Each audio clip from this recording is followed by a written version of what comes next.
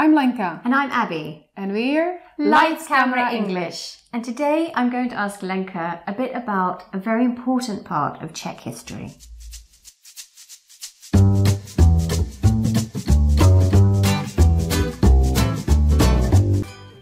On my way here today, I noticed these decorations and billboards in different places for the 50-year commemoration of the Russian invasion. You're right. Which I guess is today, right? Exactly today, 21st of August. Wow. Yes. Okay. I remember you telling me that this was like quite a personal thing for you. It is. But this was before you were born, so why is it such a personal thing?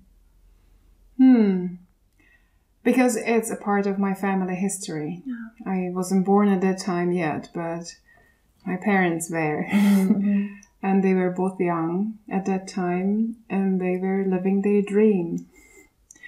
You know, my mother, she always wanted to be a teacher since she was a little kid.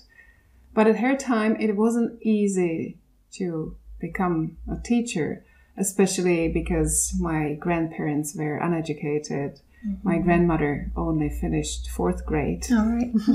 And they lived a simple life of village people. Mm-hmm. So it wasn't easy for her to go and study to become a teacher, but she fought for it and she got her qualifications. And in the late 60s, she was living her dream because she had her dream job. Mm-hmm. She was a teacher. She had a man of her life by her side, and they were living their dream life.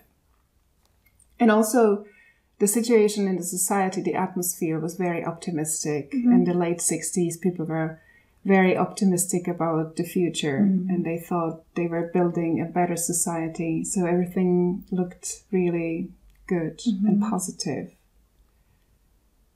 And then on the 21st of August, when they woke up and looked out of the window, there was a tank parked across the street. Just like that?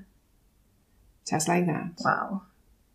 Pretty much out of the blue for my parents at that time. Wow.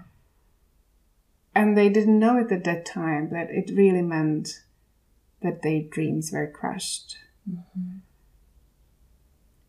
At first, it looked like there was just a misunderstanding and they believed that they can explain that and that life will be the same it was before. But it never happened. And it was not the 21st of August. It was the month and years that followed that meant the end to many people's dreams, including my mom's. Because what happened in the month and years that followed was that a new leadership was established, backed from Moscow. And people who had white-collar jobs were called in front of a committee. And they had to sign a document that they were loyal to the new regime. Wow.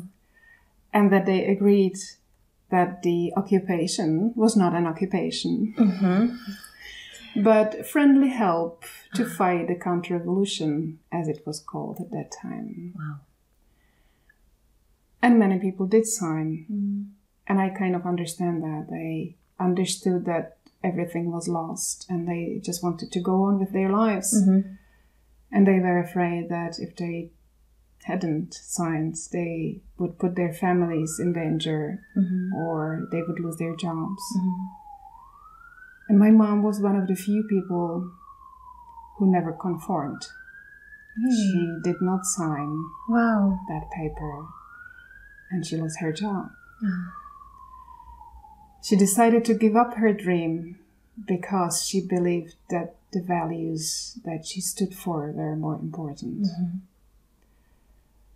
And it was not only her dream job that she lost.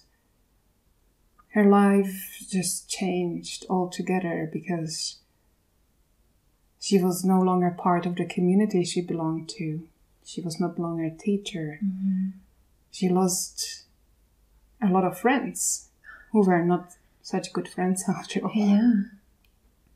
You know, she remembers that people crossed the street when they saw her coming because they didn't want to talk to her. They didn't want to look her into the eye, and they didn't want to be associated with her, with someone who publicly opposed the new regime. And she ended up working in a recycling plant. Oh, goodness.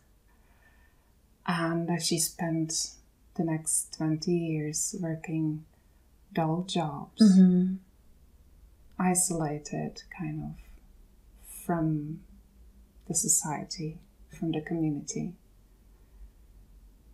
And then in 89, in the revolution, she finally could go back to teaching. Wow. And she did. She considered it for a while, but then her dream was more strong than her comfortable life at that time. So she went back to teaching, but just imagine that she went back to that school.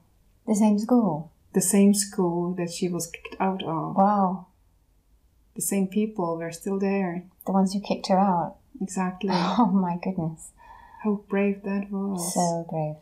Yeah, and I'm very, very proud of her. And we are so lucky that we don't have to take decisions like that. Gosh, yeah. We're so protected. We are so protected. That is a beautiful story of strength and bravery in adversity and values and hope.